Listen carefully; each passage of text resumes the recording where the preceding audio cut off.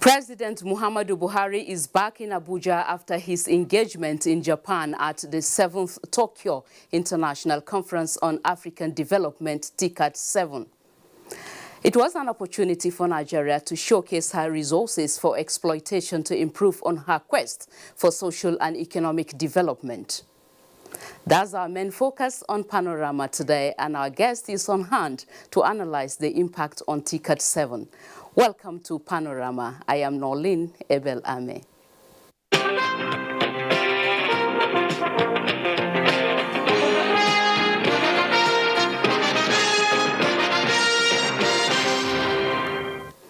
We begin with security.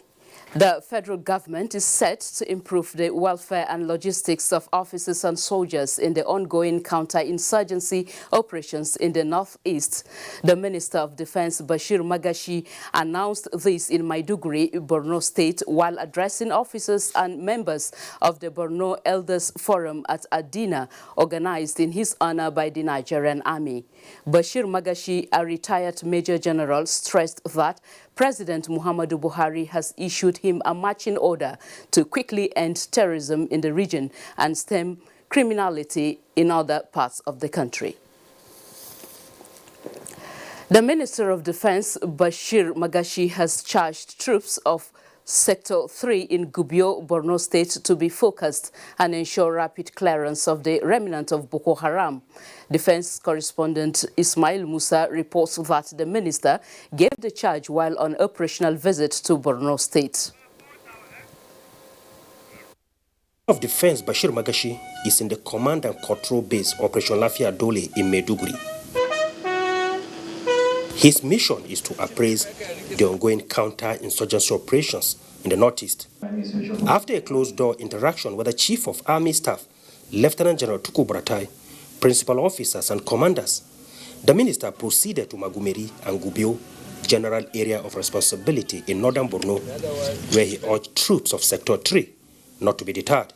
Whatever you need and carry you this job, I assure you the Nigerian government will be prepared ever before to do the kind of thing that will make you more motivated to do this job. Am I understood? Socio-economic activities has resumed in Gubio town after recent repelled attack. More residents appealed for deployment of more troops to further secure the agrarian community. The minister later inspected ongoing rehabilitation of structures at the super camp in Chabang and visited recuperating troops at the medical center in Malari Cantonment. The visit of the minister to the theater command, Magumeri and Gubio General Area of Responsibility, is his first major military engagement as the new Minister of Defense. From the headquarters of Operation Lafia Dole in Maiduguri, Borno State, Ismail Musa, NTA News. Meanwhile, the Nigerian Air Force says its Air Task Force of Operation Lafia Dole has neutralized scores of Boko Haram terrorists in airstrikes conducted on the 31st of August 2019 at USC in Borno State. In a statement by NAF Director, Public Relations and Information, Air Commodore Ibikule Daramola, the air raid was executed in continuation of Operation Green Sweep 3 after credible human intelligence reports confirmed by a series of intelligence, surveillance and reconnaissance missions established that the settlement was being used as a hideout for the terrorists. The Air Task Force therefore detailed 2 Alpha jets and an L-39ZA aircraft to attack the target area where several Boko Haram terrorists were seen attempting to flee, while many others concealed themselves in various locations within the area. The jets took turns attacking the target, scoring crucial hits on the hideout, leading to the neutralization of several Boko Haram fighters. Still on security, the Police Service Commission says it will meet this week to take a decision on the recruitment of 10,000 Nigerians into the constable cadre of the Nigerian Police Force, a process which is currently at its final stage. In a statement by the head press and public relations, Ike Chukwani, the Commission assured applicants that the exercise will be concluded soon and the names of successful candidates released. The commission, he says, will continue to carry the Nigerian police force and other stakeholders in the police sector along in this very important presidential assignment and will ensure that the exercise remains merit-driven, transparent and according to the laws guiding the public service. The statement also advised applicants not to be agitated as the exercise is under control and is in progress. The coalition of civil society organizations in Nigeria is protesting the $9.6 billion UK judgment against Nigeria. The coalition sees the judgment as a fraud against the Nigerian state carried out by enemies of the country. They are asking the government of the United Kingdom and the international community to intervene as partners in progress against the judgment. We will bring you full details in our subsequent bulletin. We are taking a break now. Panorama continues shortly. The struggle for independence had been a long and tough one. Our founding fathers and compatriots sacrificed their comfort and even shed their blood. We cannot at this point in history afford to spirit away their sacrifices for immediate but temporary gains of today. Let us emphasize what unites and not what divides us. Working for the unity of purpose with a stronger vision for a better tomorrow. NTA, growing with the nation. Together, no matter where you come from, no matter your religion, we are one. Let's live together. Let's stop fighting each other. Let us live as one. It doesn't matter where you come from, your tribe or religion, man, woman or child. It doesn't matter who you are. Put Nigeria first. No matter where you come from, no matter your religion, we are one. Let's live together. How can we develop when we're always in crisis? Families have become refugees in their country. No matter our differences, show some understanding. No matter where you come from, no matter your religion, we are one. Let's live together.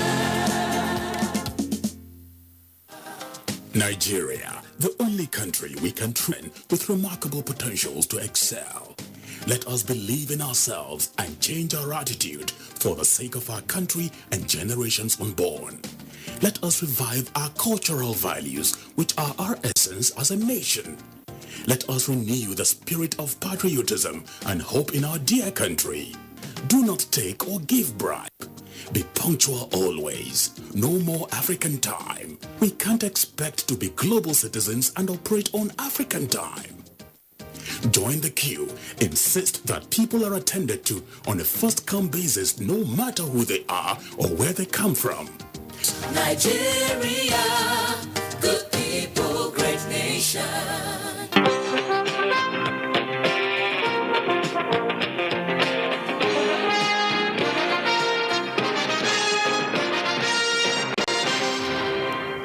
Thank you for rejoining us on Panorama. Efforts by Nigeria's President Muhammadu Buhari to drive investors to the country, harness various resources, came up at the recent Tokyo International Conference on African Development, TICAD 7.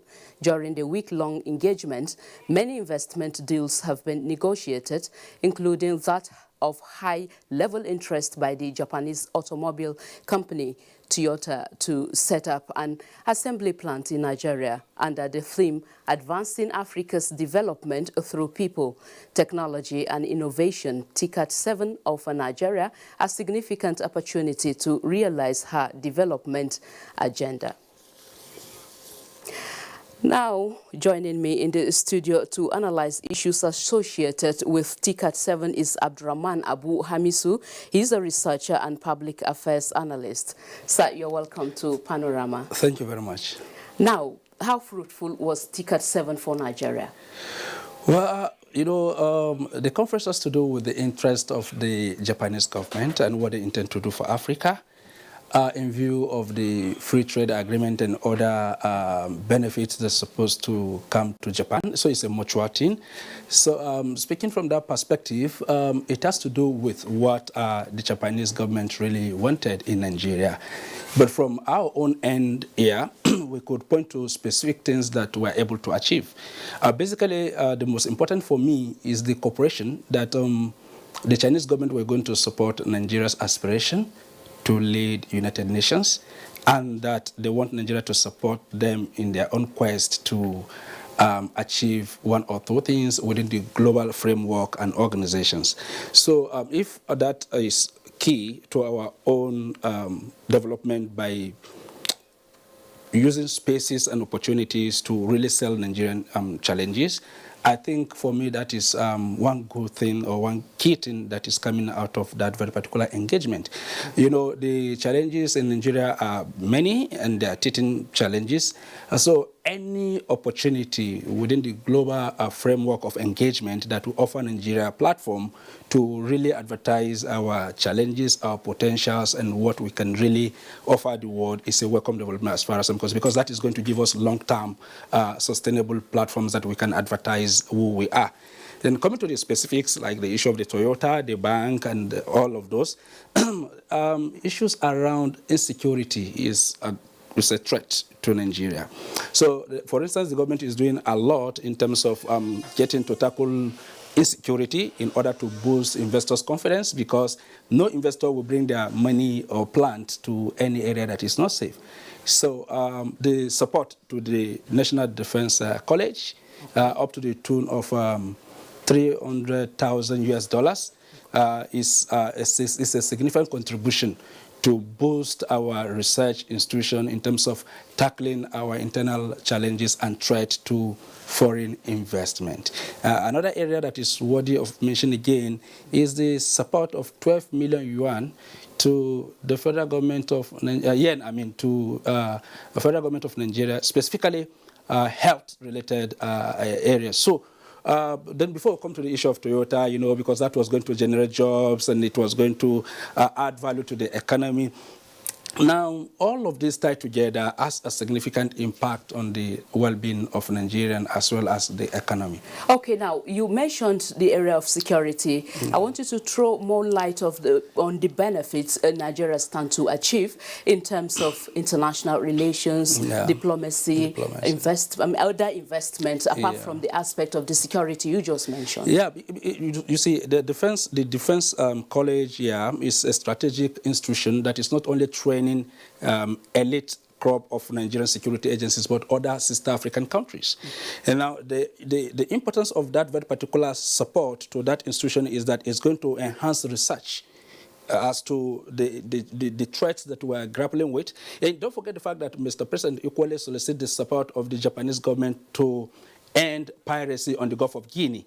And you know how strategic the Gulf of Guinea is to commerce in Africa. So if that fund is coming in to really support research in terms of how to tackle some of these crises, what are the causes, how can we ameliorate them or eliminate them, it's something that is going to benefit not only Nigeria, but other sister African countries, because it's a strategic institution that is providing the quality of research and institution for building capacity for elite crop of security experts in Africa, especially the military and other armed forces, really. Okay, TICAD is every 3 years. Yeah. Okay, before the next one, what do we expect? You know, what I expect is before the next TICAD, we should be able to say, okay, this is where we're coming from. In this 7th TICAD, this is where we are today, and these are the milestones that we're able to achieve. Okay, how can we key into the global vision of Japan? Because it will keep on evolving, depending on where they want to place their money. So how can we render account as to what has been given to us? What are the significant impact we've made? What are the challenges that are left unsolved? So that by the time we are going back, we're not just going back as if we are new to TICAD, but we're merely key into the trend to say, okay, you give us support in terms of defense, we're able to defeat piracy in the Gulf of Guinea. These are the results. The one you give us for health, these are the results. The one you give us in terms of the support to fight piracy on the Gulf of Guinea, apart from the funds that is supporting National Defense College, we're able to achieve A, B, C, D. So we know that, okay, from this point of view, this is where we are, this is what we are able to achieve, these are the lessons learned, these are the challenges that we feel collectively we can tackle in order to enhance security in Nigeria and Africa as it were, because Gulf of Guinea is highly strategic to commerce. All right. Now, let's look at the conference itself. Yeah. You know, it is an important conference, and a conference of such nature ends up without follow-up most of the time. Yeah. So what do we do to sustain the gains of this TICAD 7? Yeah, you see, once the president of a country has gone to another country to discuss bilateral relations and they're able to put agreement to paper and it's signed, it is now the job of the foreign ministry to collaborate with those focal MDAs that's supposed to be the implementers of those very particular agreement, and initially they're supposed to be part of it, and to make sure that all the loose ends are tidying up, and then there is a time frame. Because oftentimes what has been happening is by the time we go sign those agreements, we return back home and we celebrate, and just the way you pointed out, nothing really happened. But I know that previously, even the cooperation with UAE and other countries, especially the support to Nigeria to fight insurgency in the northeast, the commitment from UAE and other countries like Jordan, those have arrived the country. Like the date that was donated by Saudi Arabia, those have arrived the country. So these are the kind of things we want to see. Fast track the process, set up the machinery, make plans, do your M&E framework, that is monitor and evaluation framework, and you get your result plugged in. And by the time you do that, you are able to talk to what the challenges are, what the impacts are by the time those funding and support came in, and then what the next phase of challenges will be. So that you already have a template, you already have a report that anybody, whether you are in office or not, I can simply be appointed to your office and I will continue because there is something to work with. Everything is done on paper. So what I would love to see in the nearest few months is to really, with that ease of doing business that we're talking about, like business people, before we know it, within a month or two, we're able to finish all of this and our people will benefit the way they're supposed to benefit. Not that we will drag like for 2 years before it comes in and then the government is already going. All right, what would you say is the interest of Japanese investors in this regard? The interest of Japanese investors, whether we like it or not, is to stabilize Nigeria, to stabilize Africa, so that they can be able to do their business. It is not era of colonialism that you can come with your gun and you start conquering people and you take their resources. Now you are beginning to talk to people, you are beginning to strike deals. So I think their support to the defense industry is highly strategic because they believe that that is where they can put their money and they can get Nigeria stabilized. If you are stabilizing Nigeria, you are stabilizing Africa. That is just it. So they need a peaceful atmosphere. They want to see that if Toyota should come in, the plants are safe wherever they are going to locate them. They're not going to lose their investment. So it's strategic. And then you need healthy population for them to be able to eat, to be able to save, for them to be able to purchase even the Toyota. So health, providing support to health is equally strategic. So for me, it is give and take. They needed something from Nigeria, which is the market that we have. But I want to see in the long run, Nigeria building our own cars that are affordable so that we too can export to other African countries. But for now, this is the best we can have as halfway measure, as they usually say. Half bread is better than none. Okay, on this note, I would like to appreciate you, Dr. Abdurrahman Abu Hamisu, for coming on Panorama. Thank you very much. Thank you. Yeah. I've been speaking with Dr. Abdurrahman Abu Hamisu. He's a researcher and public affairs analyst. Moving on, residents of Oshogbo, the Osun State capital, are counting their losses while others are appealing to the federal and state governments to save them from a more devastating flood as a result of persistent rain. Femi Aforegu reports that houses were submerged following a heavy rain in Oshogbo for 2 days. The prediction by the Nigerian Meteorological Agency NIMET that some states, including Osun State, might likely experience flooding is already happening. After 2 days of heavy downpour, people whose houses and workshops are about 50 meters from the major Osun River that flowed through the state capital are not spared from the destructive nature of the flood. They believe government need to take urgent steps to avert the disaster the flood will cause. The water was not as much as this. You see that it's increasing. In fact, the water has spoiled many things of our documents. Osun State government is already thinking of how to manage this situation. That those who live very close to the river, that they should for now know that they have to evacuate the place. There's an emergency number, toll-free emergency number for incidents like this, 293, that can be called. They also warn people against indiscriminate dumping of refuse in drainages. In Osogbo, Femi Afariogun, NTA News. Still on flood, to the National Emergency Management Agency, NEMA, has restated federal government's commitment to provide quick intervention for victims of flood disaster in Adamawa State. The Acting Director General, NEMA, Air Commodore Akube Iyamu, stated this while on a visit to areas affected by flood in Yola. Abdullahi Ayuba Dalua reports. Rain observed in the state has caused the loss of lives and destroyed valuable property worth millions of naira. This necessitated both the state and the federal government set a committee to visit some of the affected areas with a view to ascertain the level of damage. This is our third time here this year from National Emergency Management Agency. He is very passionate about the happenings and follows it. So what we're going to do, thank the state government who is always giving us the support. Adamawa State Emergency Management is one of the most active and cooperative that we have around. So we'll work with them. We are very grateful to the federal government for taking that quick decision to come and see by themselves. We appreciate what government is doing now. Some victims appeal to both the state and federal government for quick assistance. Really, the flood was very, very tedious, and even there are 2 loss of life and many dislocations and injuries. Some of the affected areas visited include Waurujabe, Damilu, and Bachure. In Yola, Abdullahi Ayubadalwa, NTA News. And from Katsina, Daura community in Katsina State, which was hit by massive floods last week, will receive additional assistance from the National Emergency Management Agency, NEMA. In a statement signed by the Senior Special Assistant to the President on Media and Publicity, Garba Shehu, contrary to the allegations that President Muhammadu Buhari has turned his back on the people of Daura, there is confirmation that pre-assessment relief materials were dispatched to the victims within 48 hours of the floods.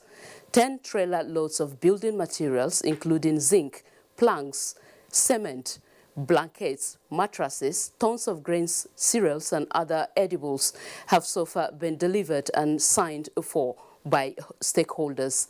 A gesture the Emir of Daura appreciated. NEMA has equally promised that as soon as the assessment of the damage to the flood-ravaged community is reported, more food items and building materials will be dispatched to the communities. Report just reaching us says reconstruction works on the Lagos-Ibadan Expressway has commenced in Lagos. To this end, there is diversion of vehicles at the Kara Bridge to enable work on the bridge. The Lagos State Sector Commander FRSC and Controller of Federal Ministry of Works have assured motorists and travelers of adequate control of vehicle movement and security during the construction works. Details will be brought to you in our subsequent bulletin. Now to sports news. Team Nigeria returns after second place finish at the 12th African Games in Morocco. Ayodeji Makinde has details on sports update. Team Nigeria arrived Abuja